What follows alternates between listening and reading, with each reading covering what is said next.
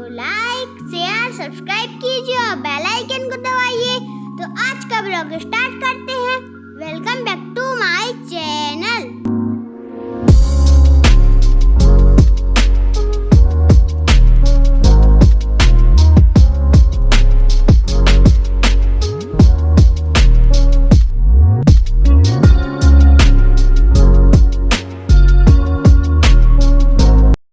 Hello everyone, कैसे हैं आप सब। आई होप कि आप सब अच्छे होंगे, खुश होंगे और मैं भी बिल्कुल बढ़िया हूँ। आज है 22 अप्रैल, तो आज अर्थ डे होता है, मनाया जाता है।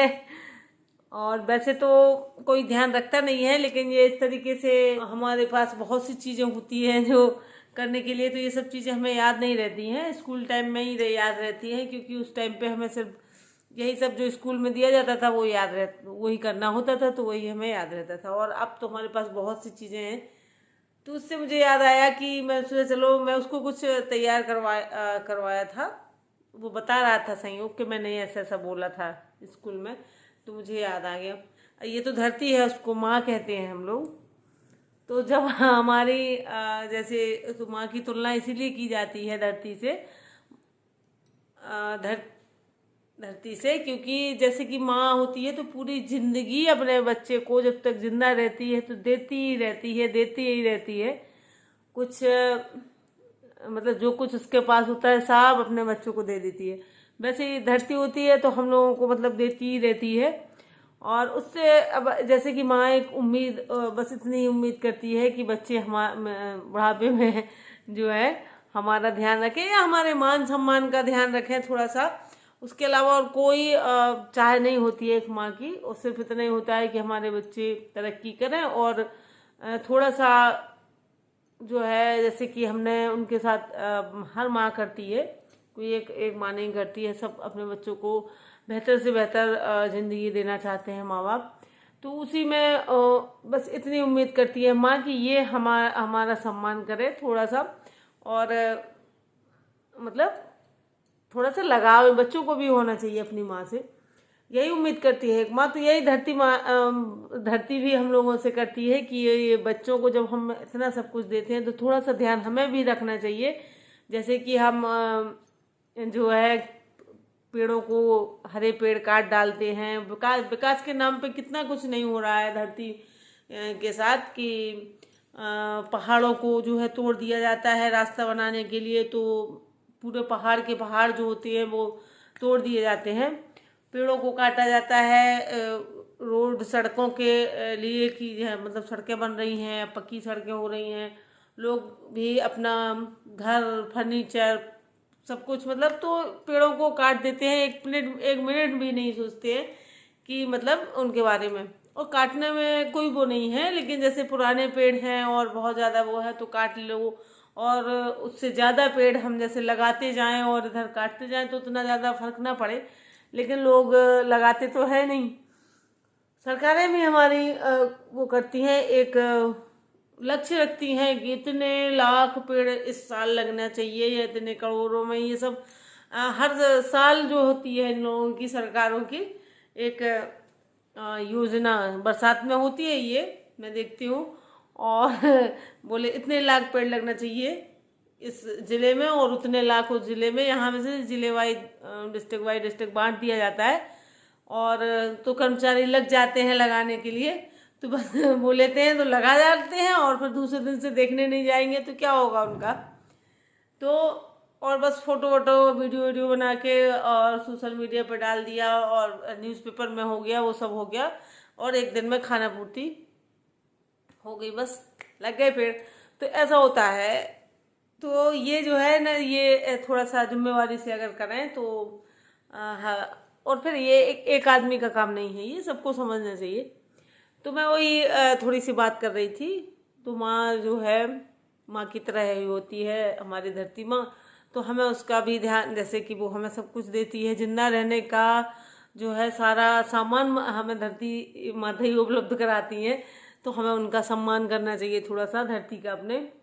तो बस और क्या चाहिए एक माँ को, बस इतना ही चाहिए, उसका बच्चा जो है खुश रहे और माँ तो खुद ही अपने लिए कुछ नहीं करती है, सब बच्चों ही के लिए होता है तो वो देती है। तो बस ऐसे धरती का है कि वो तो देती है हमेशा, लेकिन इतना मत लो कि अब जैसे माँ है तो वो बुढ़ापे के लिए कुछ अपना बचा के रखती है, लेकिन बच्चे वो भी छीन लेते हैं और ले जाते हैं, माँ बेचारी ऐसे ही रह जाती है बुढ़ापे में। तो वही दशा आज धरती माता की है। तो भाई मैं जितना मुझे ज्ञान है तो मैं उतनी बात कर लेती हूँ, उससे ज़्यादा मुझे कुछ आता जाता नहीं है। तो अगर मेरी बातें कुछ वैसी लगें अजीब अटपटी तो कमेंट में बताइएगा। और बस चलिए आज देख लेते हैं। तो चलिए देख लेते हैं कि आज मैं किस चीज़ की बात कर रही थी। तो प्रकृति का जो वो होता है ना, थोड़ा सा गुस्से वाला रूप हो गया था। और वैसे गर्मियों में इस तरीके से आंधी वगैरह चलती रहती हैं, तो आंधी आई थी तो आप देख सकते हैं कि मेरे यहाँ क्या हालत हुई है। और अंदर तो इतना ज़्यादा नहीं हो पाता है, लेकिन फिर भी बारीक डस्ट जो होती है वो अंदर भी चली जाती है।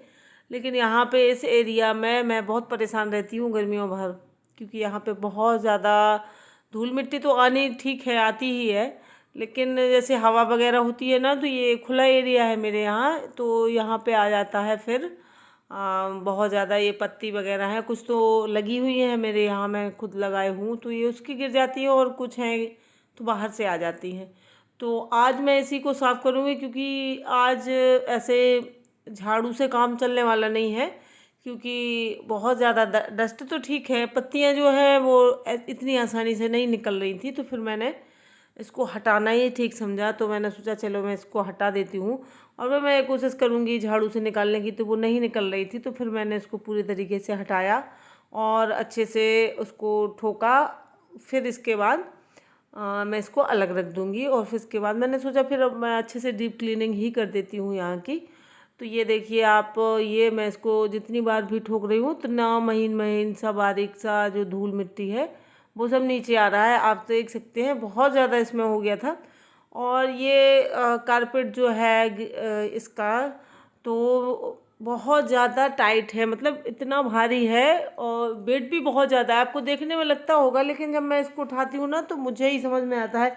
और इसके उल्टा साइड जो है ये देखिए छूट जाता है हाथ से, क्योंकि बहुत भारी है ये, और बहुत ज़्यादा वेट है उसमें। और ये उल्टा साइड इसमें बहुत ज़्यादा, पता नहीं कितना, इस साइड तो ठीक है ये घास जैसा है, लेकिन उल्टे साइड इसमें बहुत ज़्यादा पता नहीं कुछ ऐसे टाइट सा निकला है। तो वो उंगलियों में इतनी बुरी तरीके से लगता है कि उंगलियां हमेशा जब भी मैं इसको साफ़ करती हूँ तो उंगलियां छिल जाती हैं मेरी, क्योंकि ये उस साइड से बहुत बुरी तरीके से लगता है। और मैं ये 2-3 उसमें आती है क्वालिटी में, तो एक बहुत हल्की क्वालिटी में आती है, मतलब उसकी वैरायटी जो होती है बहुत हल्की होती है, तो मैंने वही कहा था लेने के लिए। लेकिन हमारे यहाँ जो है थोड़ा सा इस पे ज़्यादा ध्यान दिया जाता है, मजबूती और ये सब।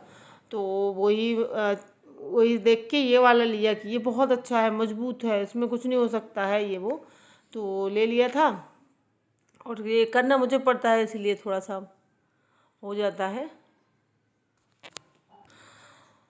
और फिर देखिए मैंने यहाँ पे झाड़ू लगा दी है, क्योंकि यहाँ पे झाड़ू भी लगाना बहुत ज़्यादा वो हो जाता है, क्योंकि गमले वगैरह रखे हैं तो पूरे गमले हटाने पड़ते हैं, उनके पीछे बहुत ज़्यादा धूल मिट्टी होती है।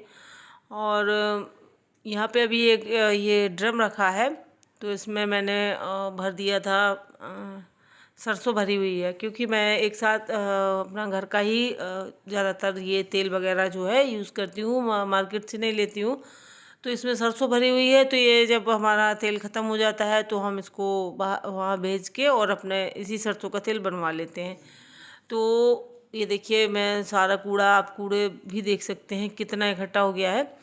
और तो बस इसको बाहर फेंक दूँगी और भर भर के, और फिर इसके बाद इसको यहाँ इस एरिया को अच्छे से धुल लूँगी, क्योंकि आज मुझे लग रहा था कि मैं इसको धो ही दूँ, क्योंकि झाड़ू में तो बिल्कुल आता ही नहीं है, और यहाँ पे पोछा लगाने का मतलब ही नहीं होता है, क्योंकि इतनी डस्ट होती है कि यहाँ पे पोछा लग ही नहीं सकता है, धुलने के अलावा यहाँ पे कोई काम नहीं होता है। तो ये देखिए मैं भर दूँगी।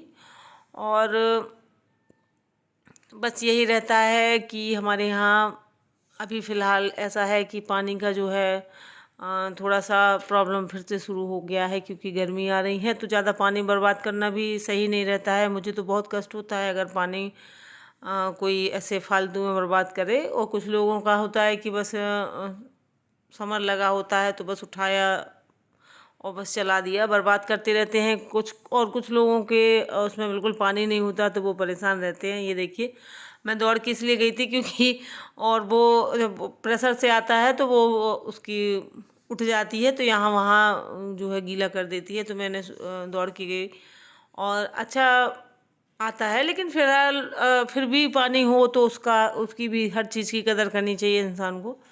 तो मैं ज़्यादातर धोती नहीं हूँ वैसे, और मन तो करता है लेकिन पानी का ही सोच के रह जाती हूँ कि यहाँ पे बहुत ज़्यादा पानी बर्बाद हो जाता है। अगर हम इस तरीके से धुलते हैं, बाल्टी में पानी लेने से सही रहता है। तो लेकिन बस यही हो जाता है कि यहाँ हैंडपम्प चलाओ, फिर भरो, फिर धो, तो टाइम ज़्यादा लग जाता है। तो इसलिए चला लिया। लेकिन मैं ऐसे रोज़ नहीं धुलती हूँ यहाँ पे, कभी कभार ही धुलती हूँ। और एक आध 2 महीने में या इस तरीके से आंधी वगैरह आ जाती है तो धो देती हूँ, क्योंकि इसमें पानी बहुत ज़्यादा आता है तो इस हिसाब से तो बहुत ज़्यादा बर्बाद हो जाता है और मुझे पानी का बहुत कष्ट होता है। तो आप देख सकते हैं मैं, और इतनी ज़्यादा वो निकली थी क्योंकि मैंने कैमरा इस हिसाब से सेट किया था कि वो ज़मीन तो दिखी ही नहीं है। बस बाद में जब मैंने देखा तो मुझे समझ में आया कि मैं ज़मीन तो दिख ही नहीं रही है।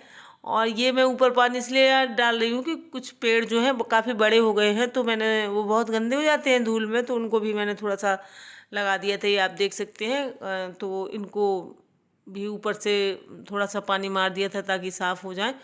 और इस तरीके से पानी गर्मियों में देने से पेड़ों को भी थोड़ा सा राहत मिलती है, बहुत गर्मी होती है आजकल।